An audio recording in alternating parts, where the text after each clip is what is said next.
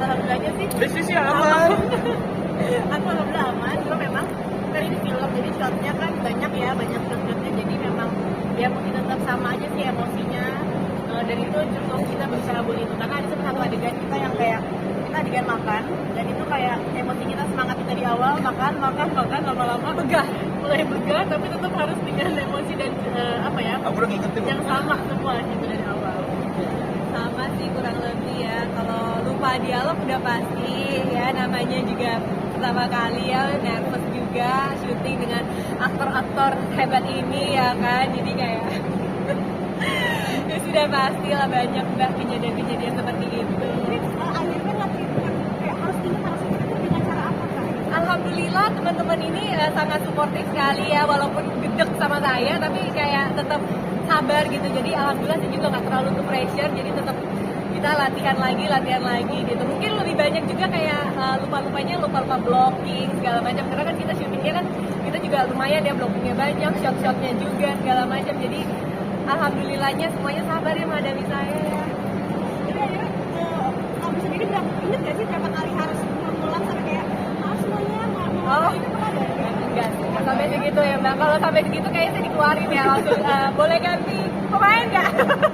Jadi kalau itu kayaknya kita cuma satu kali kayaknya dari Enggak, sebenarnya yang dari kita aja. bercanda kita ya sebenarnya nggak banyak dia juga lancar banget, maksudnya nggak kalau dibilang kayak kesana dia banyak lupa enggak juga. Cuma kita sering bercandain aja sih, jadi bahan bercandaan. Dia oke banget, dia main juga oke banget.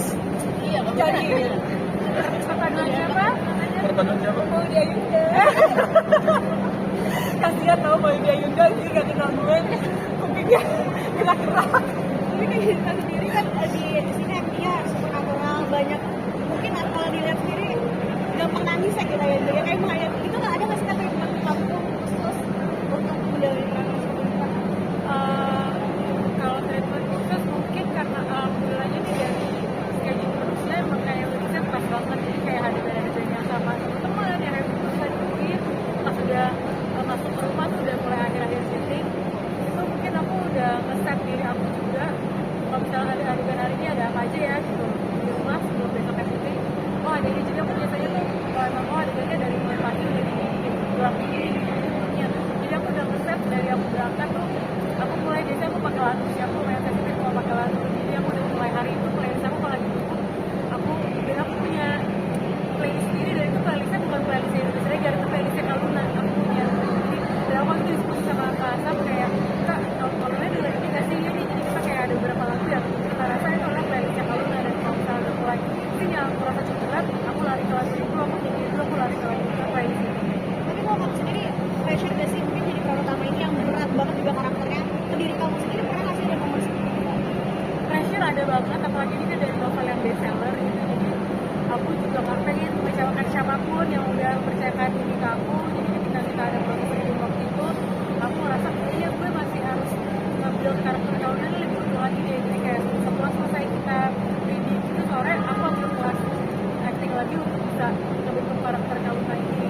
Tapi ini memang ada yang relate jadi dalam kehidupan kamu juga. Oh, banyak sekali kebetulan relate-nya mungkin, tapi alhamdulillah hidup aku tidak seberat Kaluna gitu. Tapi masa sedikit banyak aku merasa relate sekali sih, dan gak cuma aku doang, kayaknya banyak orang, apalagi teman-teman aku juga ketika aku riset gitu, teman-teman aku rata-rata banyak banget yang semi-serious yang juga bisa dari kamu. Jadi seperti apa sih kamu dari kalau kamu jadi relate itu gimana? Bagian apa kamu listrik habis sama aku? Kalau aku relate dari itu kan, aku bilang tadi kalau ini anak bungsu, relate kalau dari aku anak bungsu rasa sulung itu relate banget buat aku.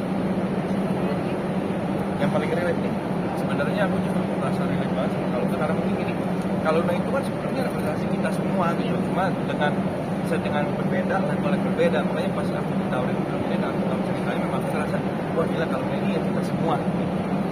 Oh ya, kenapa?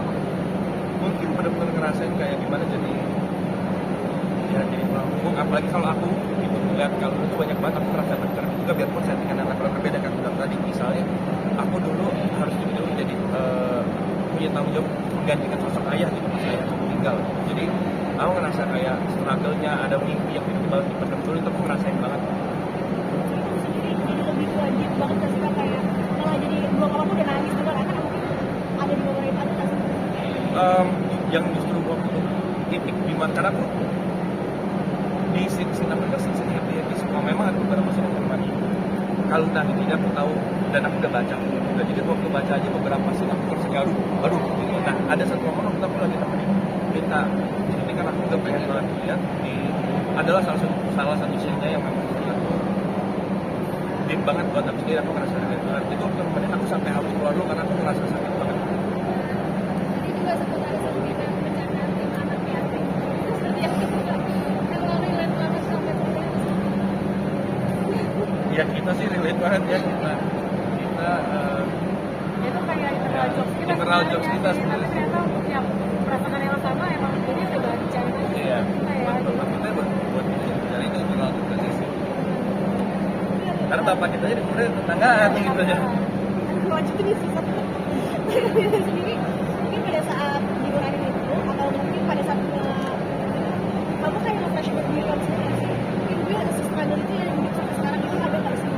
pasti, tapi itu kayaknya fasenya pas lagi baca skenario dan baca bukunya. Jadi ketika ditawarin itu momen flashbacknya tuh malah di situ gitu. Kayak makanya aku sampai sempat aku pas baca skripnya aku berhenti dulu di scene apa ada chatnya di Instagram sama Kak Sabrina. Aku bilang Kak, aku baru baca sampai scene satu, aku stop dulu ya karena aku susah banget bacanya.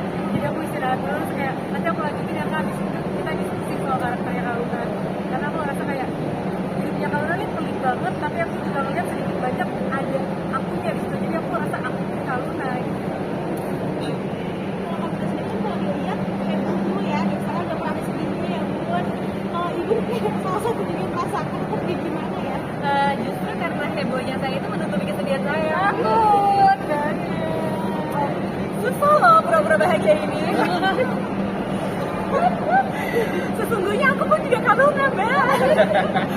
Iya, aku pun juga Kaluna. Seperti yang dibilang sama Kanita, sama Kak Derby, kita semua ini benar-benar adalah Kaluna gitu. Dan aku pun juga relate banget dengan karakter Kaluna. Seperti yang tadi Mbak bilang, token habis, segala macam. Itu pun aku merasakan gitu. Kayak mama aku minta, Kak, tolong dong isi token. Itu saya setiap hari, setiap minggu lah ya, isi token ya.